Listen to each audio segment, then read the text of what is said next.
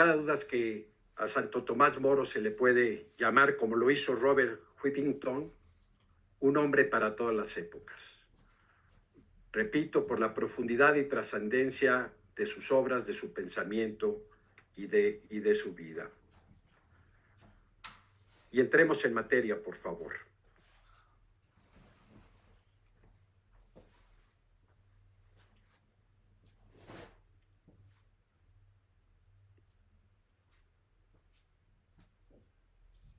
Santo Tomás Moro, vamos a ver algunos de sus datos biográficos sobre sus primeros años, su vida y formación.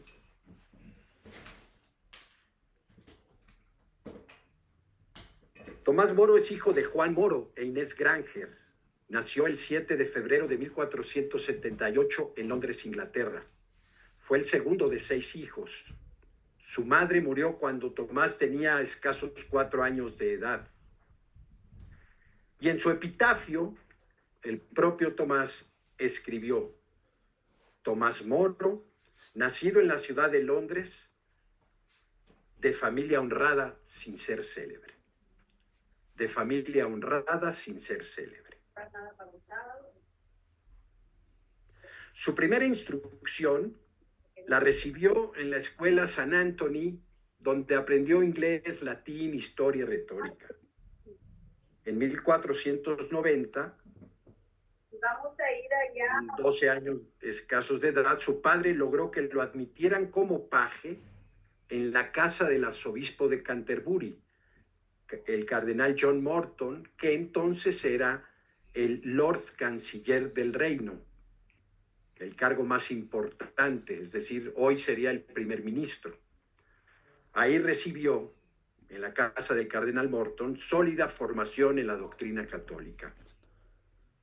El cardenal Morton lo ayudó a ingresar en 1492 en el Canterbury College de la Universidad de Oxford. Ahí perfeccionó el latín y aprendió el griego. Su estadía en Oxford fue corta, 2 años nada más, porque su padre estaba empeñado en que fuera abogado como él.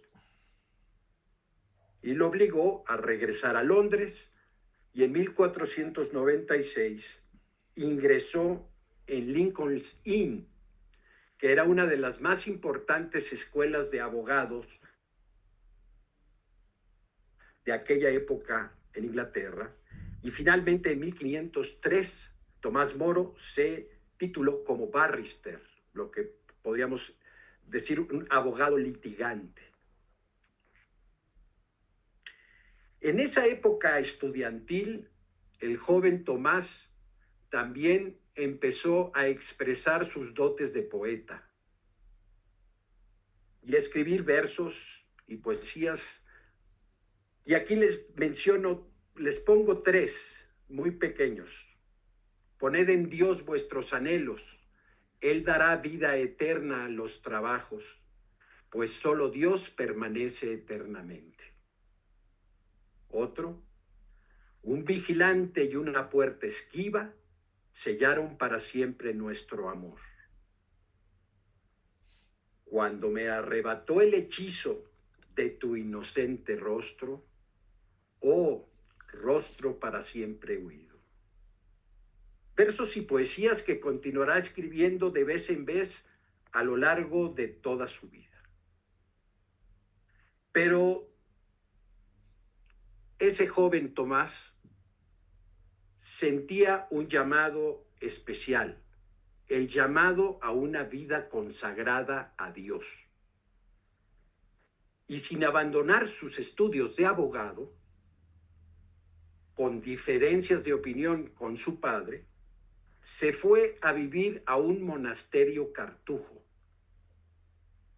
Después de 2 años, se convenció que lo suyo no era la vida monástica, pero deseaba averiguar lo que Dios quería de él. Así que ingresó en la orden de los franciscanos. Pero tampoco satisfizo sus anhelos. Hay que decir que a lo largo de su vida, Tomás Moro utilizó un cilicio bajo su camisa pareciera como una manera de chaleco, como penitencia permanente. Pero si no era entonces la vida religiosa o sacerdotal su vocación, ¿cuál era su camino? Se dedicó, además de sus estudios de abogado, a estudiar las Sagradas Escrituras y a los padres de la Iglesia. Un autor y un libro atrajeron su atención: La ciudad de Dios de San Agustín, del cual impartió un curso que alcanzó mucho prestigio en Londres. Finalmente, Tomás Moro reconoció que su vocación no era la vida religiosa, sino vivir su fe en medio del mundo, con una vida matrimonial y en familia. Así, en 1505, se casó con Juana Colt. Tuvieron 4 hijos: Margarita, Isabel, Cecilia y Juan, en ese orden. Su esposa Juana, con 23 años de edad, murió en 1511. Y unas cuantas semanas después, Tomás se casó con Alicia Middleton, viuda 7 años mayor que él y con una hija. Alicia y Tomás asumieron la custodia de 2 niñas más.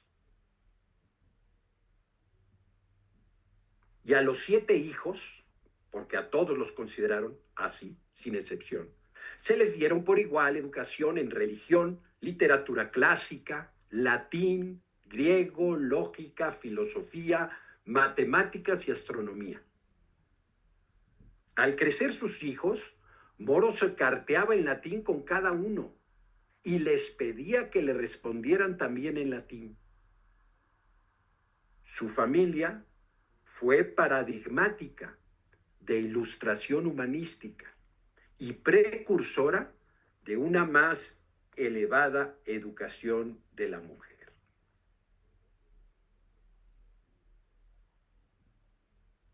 Moro, el intelectual humanista. Desiderio Erasmo van Rotterdam, uno de los más grandes eruditos del Renacimiento, conoció en Londres en 1499 al joven Tomás Moro y establecieron una amistad profunda de por vida. Estaban convencidos de que el estudio de la Biblia era mucho mejor hacerlo en sus idiomas originales, hebreo, latín y griego. De hecho, ellos dos se comunicaban entre sí en latín. Hacia 1504, Moro tradujo la biografía de un filósofo renacentista florentino, Giovanni Pico della Mirandola, cuyas obras le impactaron en su formación personal y religiosa como un modelo de vida del laico devoto. En colaboración con su amigo Erasmo, tradujo al latín algunas de las obras del satírico griego Luciano, que fueron publicadas en 1506. Y en 1509, con motivo de la coronación de Enrique VIII, escribió algunos poemas. Su primera obra importante en prosa fue la biografía del rey Ricardo III, de Inglaterra, por supuesto. La escribió tanto en inglés como en latín, pero ambas versiones quedaron inconclusas. Tomás Moro fue, sin duda, uno de los intelectuales humanistas más importantes del Renacimiento, reconocido en toda Europa, en donde tejió una red de relaciones y amistades con los pensadores más destacados de la época, como el propio Erasmo, Luis Vives, Buzz Leiden, Pedro Giles, Martín Dorp, entre otros. Y permítanme leerles una cita tomada de la biografía escrita por Andrés Vázquez de Prada, que mi amigo Humberto Treviño me dice es la mejor biografía que hay sobre Santo Tomás Moro.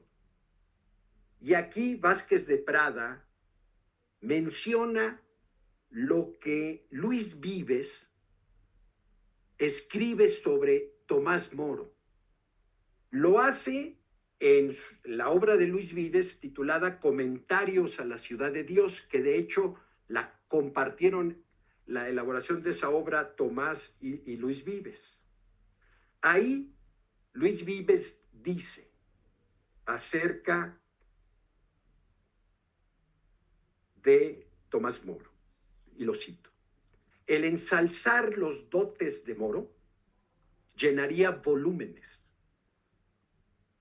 ¿Quién podrá señalar debidamente su agudeza de ingenio, su profundidad de juicio, la excelencia y variedad de su erudición, la elocuencia de su discurso, la integridad de su conducta, su sana intuición, su eficacia, la suavidad de su modestia, su rectitud y su inquebrantable lealtad?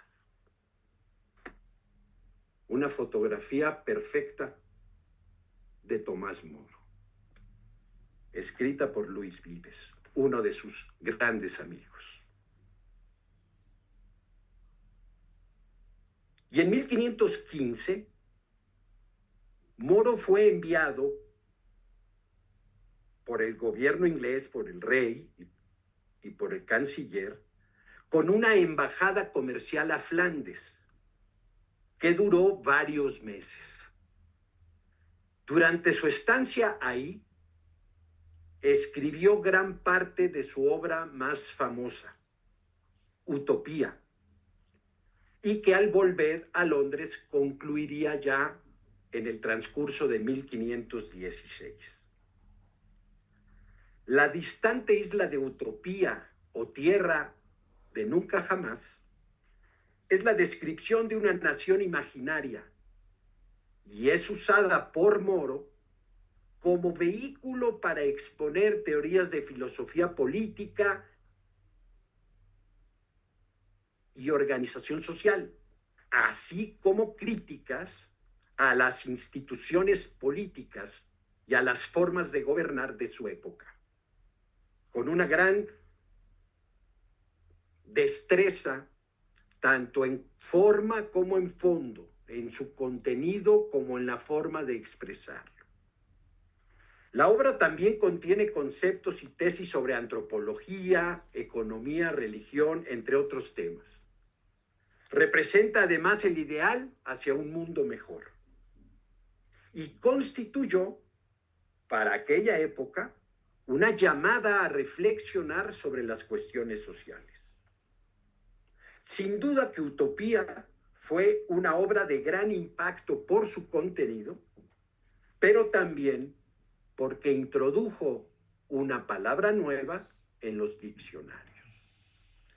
Y sin duda, aquí comento que sobre Utopía se puede organizar no solo una conferencia, sino todo un ciclo de conferencias para analizarla, y seguramente que lo estaremos haciendo en los próximos meses, porque como con Utopía, con otras obras más de Santo Tomás, podemos y debemos profundizar en su contenido para seguir aprendiendo de él.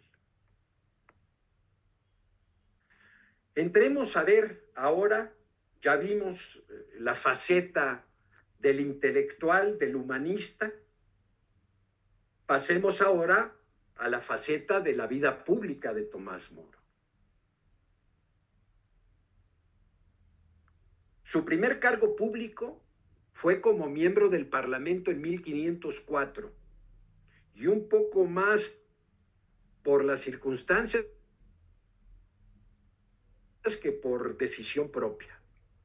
Y ahí, ejerciendo su función como parlamentario de Inglaterra, tuvo la primera diferencia fuerte con un rey, Enrique VII, el padre de Enrique VIII, que es el famoso, y tras la cual tomó la decisión de retirarse de la función pública, porque sí fue perseguido, fue criticado, fue afectado en sus actividades profesionales por haber asumido esa actitud que impidió que el rey pudiese sacar adelante una propuesta en el Parlamento. Y entonces Tomás volvió a su trabajo en la abogacía. Sin embargo, en 1510 fue nombrado alguacil y juez menor de Londres. Y nuevamente fue electo al Parlamento. Para 1517, Enrique VIII, ya en funciones, ya en el trono, lo nombró miembro del Consejo Real y fue enviado a Calais, en Francia, a otra embajada comercial. En aquellos momentos, la tensión político-militar y comercial entre Francia e Inglaterra estaba en momentos muy álgidos. A partir de esa época, además de estar sirviendo en el Consejo Real, Moro también dedicaba gran parte de su tiempo como juez en la Star Chamber, que era el tribunal más importante de Inglaterra en aquella época. Y también a acompañar al rey en su comitiva. Así, por ejemplo, en 1520, Tomás Moro acompaña a Enrique VIII a sus encuentros con el rey Francisco I de Francia y con el emperador Carlos V de Alemania y España. En 1521, Tomás Moro es investido como caballero y el rey lo nombró tesorero adjunto del reino. Se le otorgaron tierras en Oxford y en Kent. Y para 1523 fue electo portavoz y presidente del Parlamento inglés. Y al año siguiente, en el 24, administrador mayor de la Universidad de Oxford. Y en 1525, por si no fuera poco, lo nombraron canciller del Ducado de Lancaster y la Universidad de Cambridge no se quiso quedar atrás y también lo nombró su administrador mayor. Enrique VIII visitaba con frecuencia la casa de Moro en Chelsea para conversar con él y para pedirle consejo. Sin embargo, Moro no se ilusionaba con el favor real. Y por ello, en una ocasión, después de despedir a su majestad, Tomás Moro le dice a su yerno William Roper: no tengo motivo para estar orgulloso, pues si mi cabeza pudiera ganarle un castillo en Francia, no dejaría de cortármela. Y con esta frase me parece que Tomás Moro expresa su convicción clara, nítida, de que para él el oropel del poder no tenía sentido, no tenía valor, no tenía trascendencia. Moro se distinguió siempre por una vida verdaderamente austera, a pesar de estar viviendo entre la nobleza inglesa. Pero hay testimonios de sus amigos y de personas que simplemente lo conocieron, y como además les he dado dos citas, que expresaban la sencillez, la simpleza y la austeridad en la vida cotidiana de Moro y de su familia.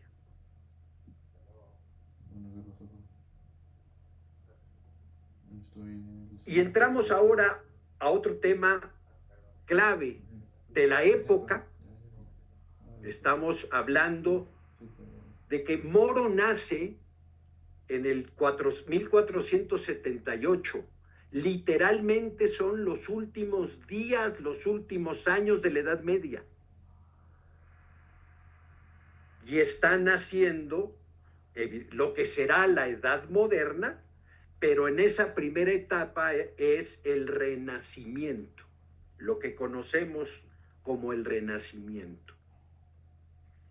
Pero esta etapa del Renacimiento y de esa explosión de pensadores humanistas que estaban volviendo a rescatar y atraer a pensadores, filósofos, autores griegos y latinos, también se presenta en ese momento histórico un capítulo muy importante como lo fue la Reforma Protestante.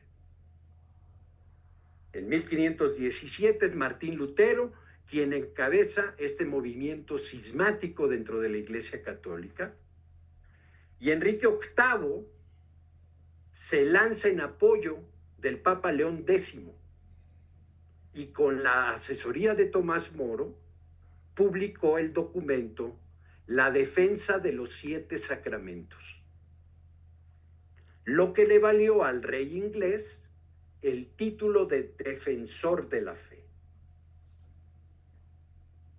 Martín Lutero respondió a este documento. Evidentemente no lo hizo la misma tarde o al día siguiente de que se publicó.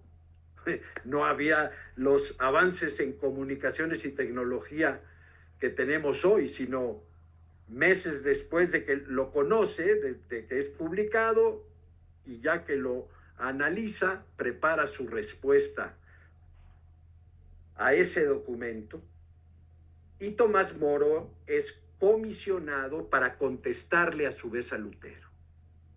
Y en 1526 escribió un nuevo documento, Tomás, en el que refutó las tesis luteranas. Para 1529, Moro escribe otro documento, Diálogo sobre las herejías, refiriéndose directamente a las tesis de Lutero, a su comportamiento y a sus motivaciones. Y entre 1532 y 1534, Moro escribió 9 documentos bajo el título Refutación a la respuesta de Tyndale. Tyndale era el líder de los luteranos en Inglaterra. Así pues, Moro combatió en favor de la ortodoxia doctrinal católica, tanto con su pluma, escribiendo todos estos documentos y defendiendo la doctrina católica, como también imponiendo leyes contra la herejía, en especial cuando fue Lord Canciller. Y cuando escribió su epitafio, que ya mencioné una parte de él al inicio, Moro se autodescribe como juez y señala: implacable con los ladrones, asesinos y herejes.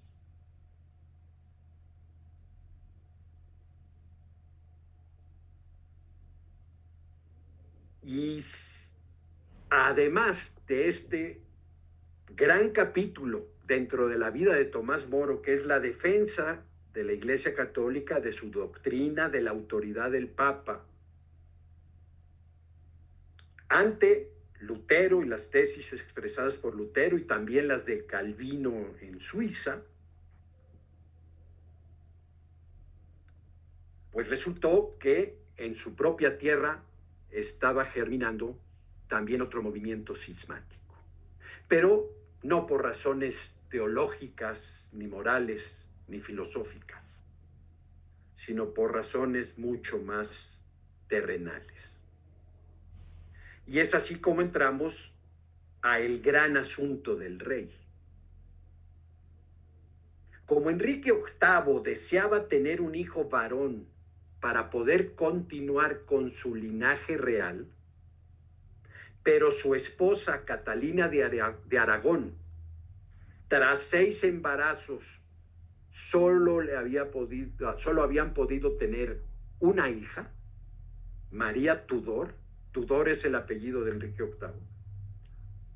De 6 embarazos, solo uno dio a luz con María Tudor. Catalina de Aragón, para que nos ubiquemos, es la hija menor de los reyes católicos de España, Isabel de Castilla y Fernando de Aragón. ¿Sí? Y su hermana mayor de Catalina, Juana, conocida como Juana la Loca, casada con Felipe el Hermoso, son los padres de Carlos V, el emperador de Alemania, y Carlos I de España. Y vamos viendo entonces ahí los encuentros familiares entre las diversas familias reales de la Europa de la época. Además de esta situación real de que no había tenido un hijo varón con Catalina, él ya se había enrolado con Ana Bolena. Y en 1527 escribió una carta al Papa Clemente VII en la que le solicitaba la nulidad de su matrimonio con Catalina.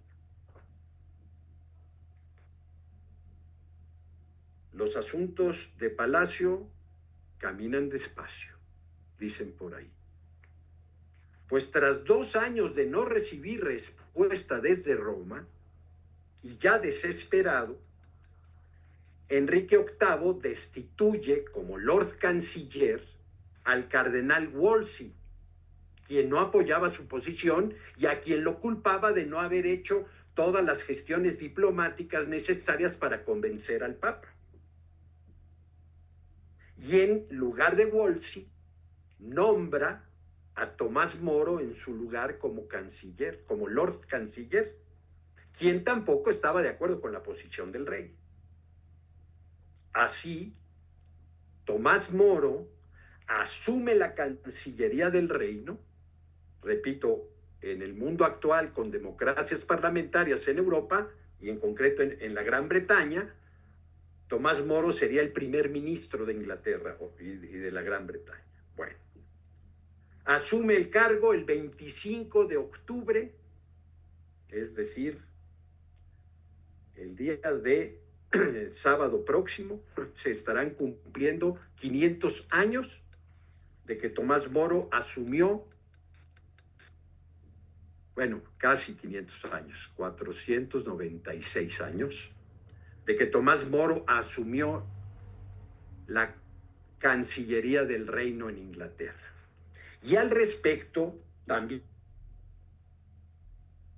tomado de Vázquez de Prada, en su obra Sir Tomás Moro, Lord Canciller de Inglaterra, déjenme leerles el reporte que desde Londres envía el embajador Eustaquio Chapuis al emperador Carlos V, comentándole el cambio en la Cancillería inglesa y el nombramiento de Tomás Moro. Y dice el embajador Eustaquio Chapuis de cómo se recibió en Inglaterra el nombramiento del nuevo canciller. Dice el embajador: todo el mundo se regocija por su ascenso, porque además de la general estima en que se tiene su integridad de carácter, la general estima en que se tiene su integridad de carácter se le considera como el más sabio del reino. Como el más sabio del reino. Y siempre se ha mostrado buen servidor de la reina. ¿Y por qué esta mención a la reina? Porque se trata de la tía del emperador Carlos V. Otro retrato excelente sobre Tomás Moro. Con este nombramiento, Moro se convirtió en el primer laico en ocupar la Cancillería del Reino de Inglaterra. Siempre habían sido cardenales, arzobispos de la Iglesia Católica, a quienes se les nombraba como la figura máxima de gobierno por parte de los propios monarcas. Pero este nombramiento ahora, que es importante decir, es el primer laico que ocupa ese cargo, sí, pero también hay que ver el otro enfoque, porque para Enrique VIII significó tomar distancia de la jerarquía católica. Es decir, les quito la cancillería a los jerarcas de la Iglesia Católica y se las doy a un laico. Sí, un laico católico muy reconocido, prestigiado, confío en él, etc. Pero marco distancia con la Iglesia Católica. Sin duda que el monarca ya empezaba a considerar la separación de la Iglesia de Inglaterra. Tomás Moro nunca expresó en público, y esto hay que decirlo y subrayarlo, en público, su opinión propia sobre el divorcio con Catalina, sobre la separación de la Iglesia, ni sobre los ataques del rey en contra del clero inglés, que no solamente fueron esto de quitarle la Cancillería, sino muchas otras acciones. Él estaba consciente de su posición. Si él emitía opinión propia sobre estos temas, generaría una crisis interna en el país. Pero no se quedó callado. Y sí le expresó en varias ocasiones al rey su posición, aun cuando fuese divergente en cada una de ellas. Pero la situación ya estaba cada vez más y más y más difícil porque el rey estaba entercado en su posición, en su gran asunto, y la situación se volvió insostenible para Tomás Moro. Y así, el 16 de mayo de 1532, es decir, 2 años y medio después de que llegó al cargo, renunció al mismo. Y se retiró a la vida privada, a la que siempre añoraba y buscaba espacios para desaparecer de los acontecimientos y de los eventos de la nobleza, para irse a refugiar a su casa, o ya sea con su familia, con sus amigos, o simplemente para leer y escribir sus obras. Y entonces expresó: me voy a la vida privada donde ya no estudiaría ni se entrometería en ningún asunto de este mundo. Y a su amigo Erasmo le escribió: he deseado tener algún tiempo para dedicarlo a Dios y a mí mismo. Y eso, por la gracia de un Dios grande y bondadoso, y por el favor de un príncipe indulgente, lo he obtenido finalmente. Sin embargo, el príncipe indulgente estaba muy molesto con Tomás Moro por diferir de su gran asunto. Siendo Lord Canciller, Moro dejó una huella por su función diligente y justa como juez y canciller. Evitó siempre aceptar cualquier cosa que pudiera significar soborno. Fue legendario por aclarar gran cantidad de casos rezagados sin resolver e impulsó reformas para poner la justicia al alcance de los pobres. Y además se esforzó por reducir los gastos extravagantes del rey. Pero desde que dejó el cargo, Moro poco a poco se le fueron retirando sueldos, privilegios, tierras, algunas de las propiedades que se le entregaron y empezó a entrar en una situación económica difícil para él y su familia. Entramos al tema decisivo del juicio y encarcelamiento.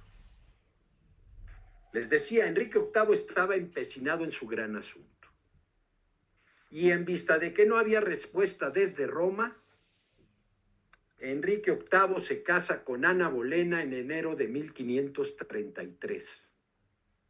Y el 23 de mayo de ese año, el nuevo arzobispo de Canterbury, totalmente alineado con su majestad, Thomas Cranmer, anuló el matrimonio de Enrique con Catalina de Aragón.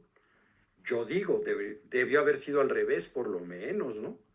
Primero anular el matrimonio anterior y ya luego que se casaran. Ah, no, aquí, a luego es tarde.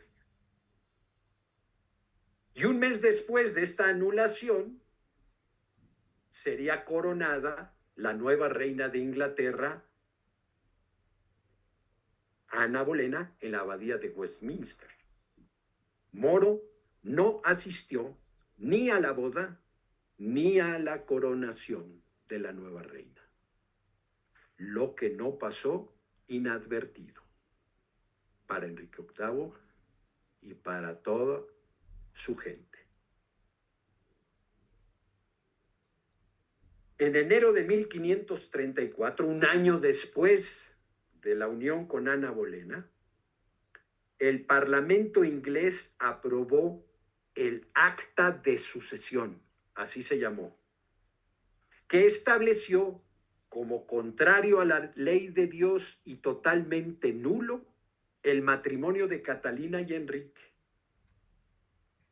Y en consecuencia, su hija María Tudor fue declarada ilegítima y no apta para ocupar el trono.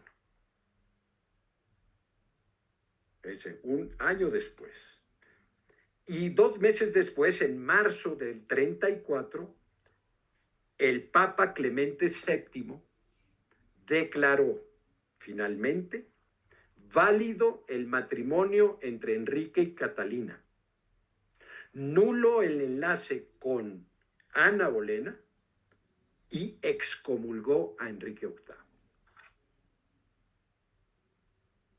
Esto ocurre en la aprobación del acta de sucesión en enero del 34, en marzo esta declaración del Papa Clemente y en abril, el 17 de abril del 34, Tomás Moro y Monseñor Juan Fisher, obispo de Rochester, fueron encarcelados en la Torre de Londres al negarse a juramentar el acta de sucesión, no reconocer a Ana Bolena como la nueva reina. Cuando a Moro se le exige que se presente ante las autoridades, al salir de su casa, lo acompaña su yerno, Roper, y le dice: hijo mío, doy gracias a Dios porque la batalla está ganada. Y ciertamente que a Moro le entristeció que ningún miembro de su familia se uniera a su posición contra el juramento. Ya encarcelado en la Torre de Londres, Tomás Moro le envía una carta a su hija Margarita, en la que le decía, y lo cito: no podía aceptar el juramento que ahí se me ofrecía, sin poner mi alma en peligro de condenación eterna. Moro sabía que sería muy difícil evitar la pena de muerte por esta posición.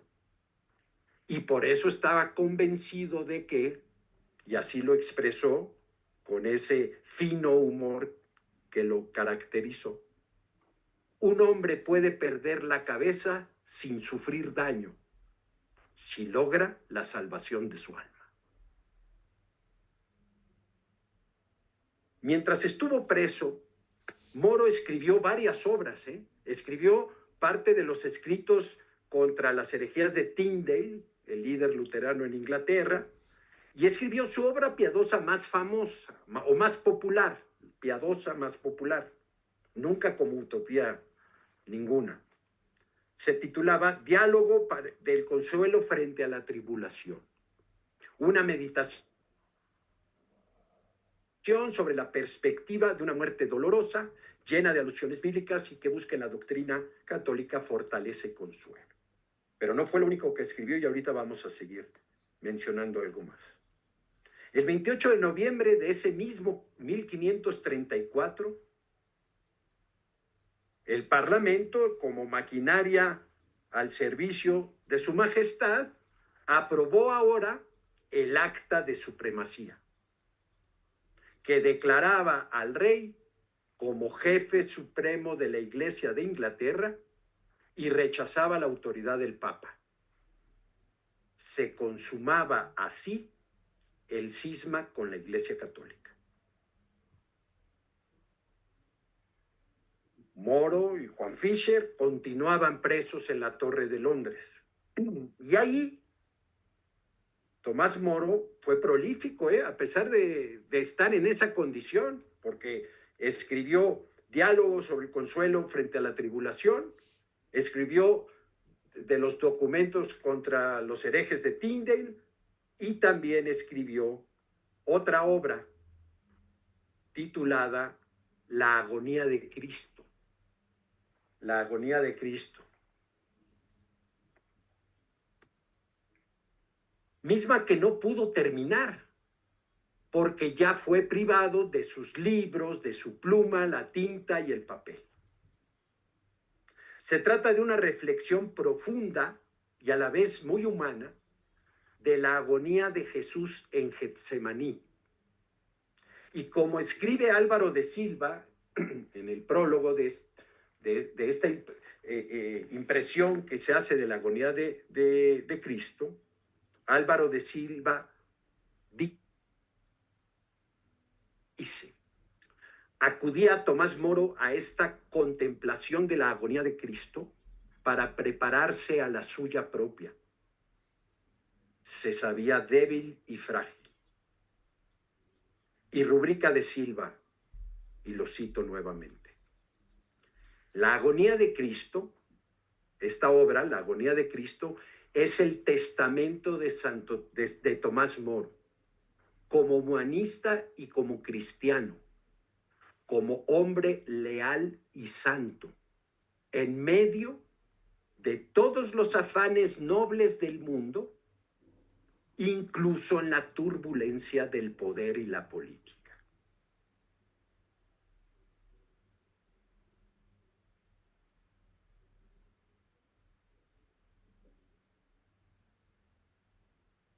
Tomás Moro fue interrogado el 30 de abril de 1535. Ya es justo un año de estar preso.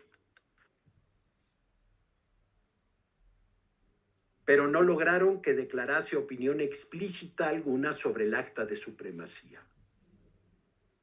El 3 de junio lo interrogaron de nuevo infructuosamente.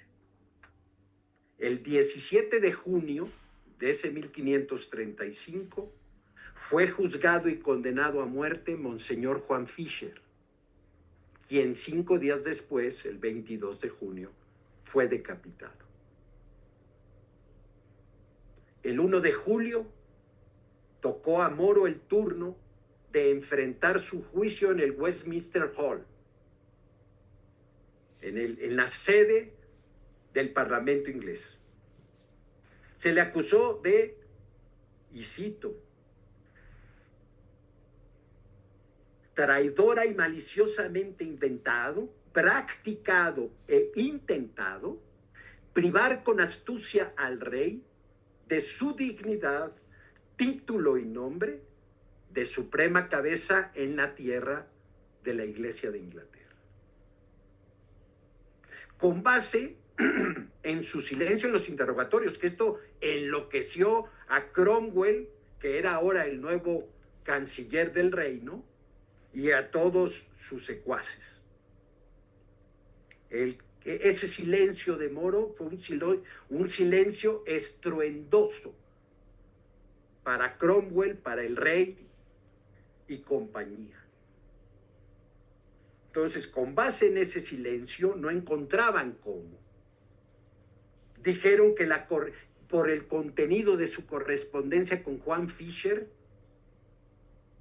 y sobre todo, la clave fue una conversación que tuvo en su celda Tomás Moro con el procurador general de apellido Rich, quien cometió perjurio al falsear los hechos sucedidos y los dichos entre Tomás y él.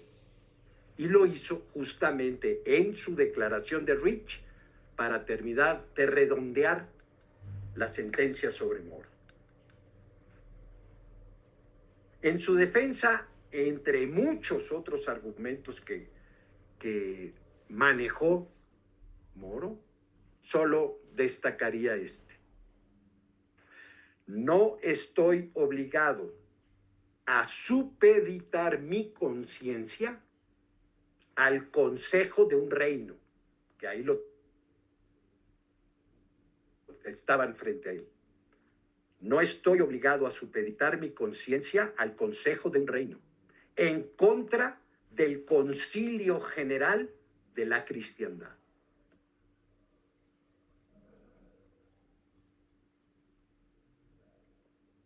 Y así fue condenado a muerte.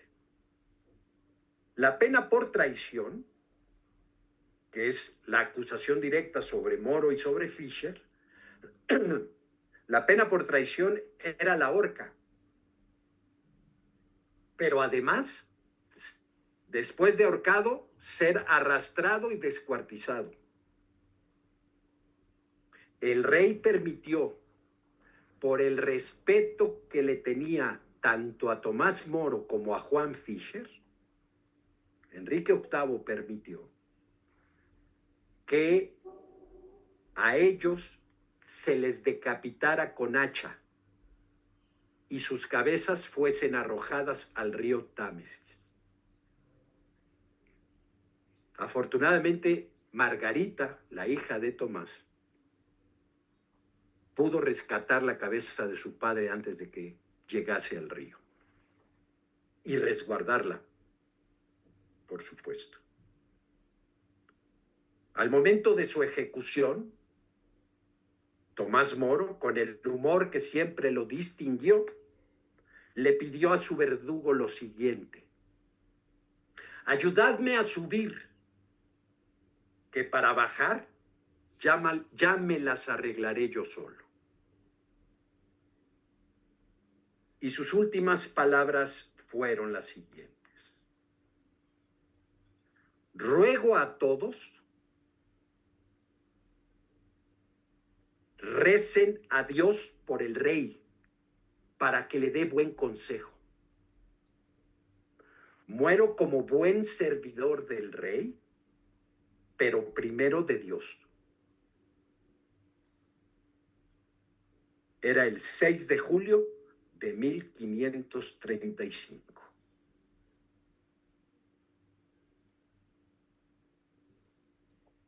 Su muerte conmocionó a Europa entera, no solo por su prestigio como intelectual, humanista y estadista, sino por la claridad de su sacrificio en defensa de sus principios.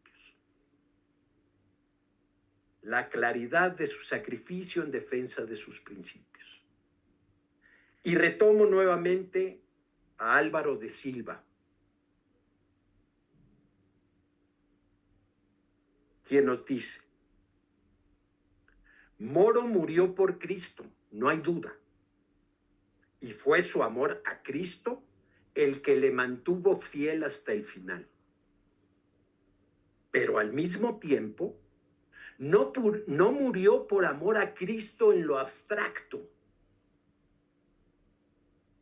Murió por aceptar y defender la supremacía espiritual del romano pontífice.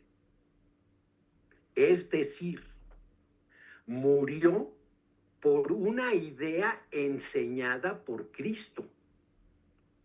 Tú eres Pedro y sobre esta piedra edificaré mi iglesia. ¿Recordarán? Una idea enseñada por Cristo.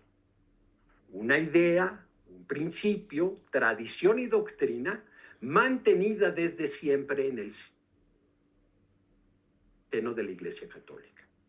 Como él mismo además había mostrado y defendido tantas otras veces en sus obras con su pluma. Y cierra de Silva la cita. Tomás Moro amaba a Cristo y comprendió que negar aquella verdad o punto doctrinal equivalía a renegar de Cristo. Y así, por la gracia de Dios, Tomás Moro está en los altares. Fue el Papa León XIII quien lo declaró beato, junto con Juan Fischer también, el 29 de diciembre de 1886. Y el 9 de mayo de 1935, justo en el cuarto centenario de su martirio, el Papa Pío XI definía la santidad de, y cito, el laico Tomás Moro. Y señaló el Papa Pío XI: imitéis sus virtudes y elevéis vuestra mente y vuestro ánimo, implorando el patrocinio de aquel mártir, para vosotros y para la Iglesia Universal. Hay que decir que Pío XI también canonizó ese mismo día a Juan Fischer. Y por eso ambos se conmemoran juntos en el Santoral Católico el día 22 de junio, tanto a Tomás Moro como a Juan Fischer. Y finalmente, el 31 de octubre, es decir, de mañana en una semana más, se estarán cumpliendo 25 años de que San Juan Pablo II, el 31 de octubre del año 2000, dentro del marco del año jubilar, proclamase a Tomás Moro como el patrono de gobernantes y políticos, y declaró el Papa Juan Pablo II: su santidad, que brilló en el martirio, se forjó a través de toda una vida entera de trabajo y entrega a Dios y al prójimo. Permítanme una última reflexión, compartir una última reflexión que es de Andrés Vázquez de Prada en su obra Sir Tomás Moro, Lord Canciller de Inglaterra. Y desde que la leí por primera vez, me fascinó. Tomás Moro no ha muerto. Está con nosotros, en medio de nosotros, como ejemplo vivo para nuestra conducta de cristianos, como santo que intercede por esos conflictos político-religiosos que devoran el mundo. Él es semilla fecunda de paz y de alegría, como lo fue su paso por la tierra entre su familia y amigos, en el foro, en la cátedra, en la corte, en las embajadas, en el parlamento, en el gobierno. Le debemos gratitud. Su muerte nos enriqueció con su ejemplar conducta. Un biógrafo le ha definido como espejo de valentía. La pasión de Moro en la Torre de Londres, Es la rúbrica que dio sentido cristiano a todos sus quehaceres en el ámbito familiar y profesional. Y por eso también se dice Tomás Moro, un hombre de todas las épocas, porque su testimonio, sus enseñanzas, su pensamiento siguen vigentes y son un ejemplo y una guía para todos y cada uno de nosotros. Gracias por su paciencia y por su atención.